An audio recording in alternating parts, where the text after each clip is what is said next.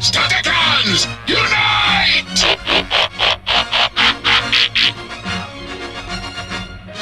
Behold, Menasor! So we know that Legacy is on the rise, and we know that we're going to get a new batch of Stunticons in the form of, so far I've seen the release of Dragstrip, and of course the others have not released yet. But we know a few things that we're going to get when we actually get our hands on the Stunticons. They're going to be going for a different type of combining system. It doesn't look like they're going to go exactly Scramble City-esque. And I know for some of us that can be a letdown, considering that the original combiners, albeit Devastator, were all basically Scramble City, being able to interchange and transform.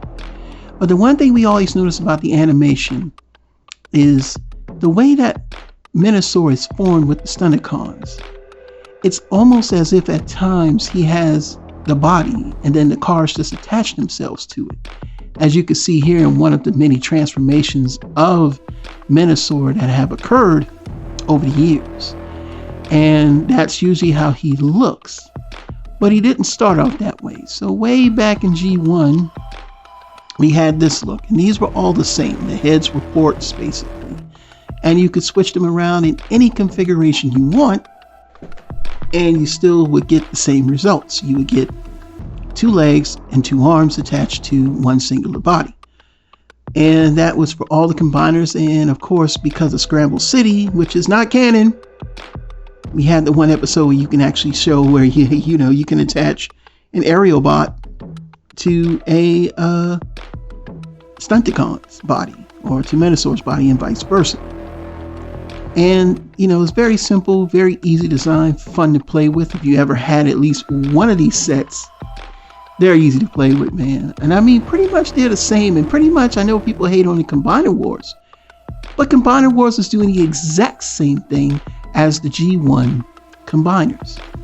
They all had the same function, the same body style, maybe a few changes here and there, but they always produce the same results. Now, I've always said this in my mind that G1 Menasor as a toy is actually better than a lot of the other combiners because it really does resemble its animation counterpart quite well. And, albeit minus no articulation, it still would look the part. But of course, over time, we got into articulation and people were like, articulation, and boom. So we get this group of Stunticons, which of course is considered to be the worst of combiners. Now this is the Unite Warriors version of the Stunticons in Menasor, which is more G1-esque painted. And of course, he comes with a fatal flaw for our friend Motormaster here at the waist. But other than that, both of them are horrendous, whether you get the Japanese Unite Warriors or the Combiner Wars version. And of course, you had to get the Help Me parts from other companies in order for you to get a more cohesive look, which just wasn't a lot of fun because if you thought it wasn't posable in its original configuration, when you added the Perfect Effect PC Combiner parts, he's just static. Now he just has an A stance. And trust me, it doesn't do anything. But before all this, there was Fans Project's M3 Intimidator. What did they do with Intimidator that was different? Of course, they made 5 robots, all the cars, in the stylish way that they do for third party. But what they did with Motormaster, or their version of Motormaster, was that he could separate the cab and part of the trailer was a robot, and then the rest of the part was weapons, and I think it could form a base. But the coolest thing about it was that it formed the body, and all you did was attach the cars to it. Now, I didn't have like full arm plates, but the legs basically were, part of the main body, and that gave it a more cohesive look. And to this day, a lot of people still like the Fans Project M3 Intimidator over a lot of others.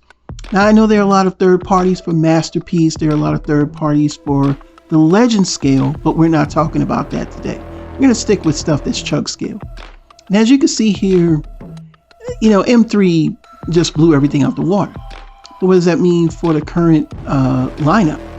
And we're just going to go through some pictures here just for visual aid so you can understand what we're talking about here. So basically, from what we know, they're going to go with this particular type of setup where Motormaster is going to be commander class, and more than likely the trailer is going to form a pretty much a large substantial portion of the body, and then the cars will attach to it. That'll bring it at a price point. If you're talking about $20 a car, that's $80, and a commander class is about $80 to $90. So we're looking at about $170, $180 with tax. But to be fair, I know a lot of people hate the price point, but I'm all for it if it's going to give me something that's going to look decent and not have me foray into third party and spending maybe almost double that. But for a lot of people, they want to have that Scramble City combiner look, and I don't think Hasbro wants to go for that. I think they want to go for perfection this time around. But what are your thoughts? Do you think it's fair that they're going to do this, or are you not with it? I've talked about this before, that Motormaster is going to be a commander class and the other Stunticons are going to be deluxe size. But what are your thoughts? Leave them down in the comments below. Again, my name is Super Robot Ed. Let me bring you more reviews and news as much as I can. I just want to do a quick wrap up about Legacy Menasor and the Stunticons. Have a nice night. See you soon. Bye bye.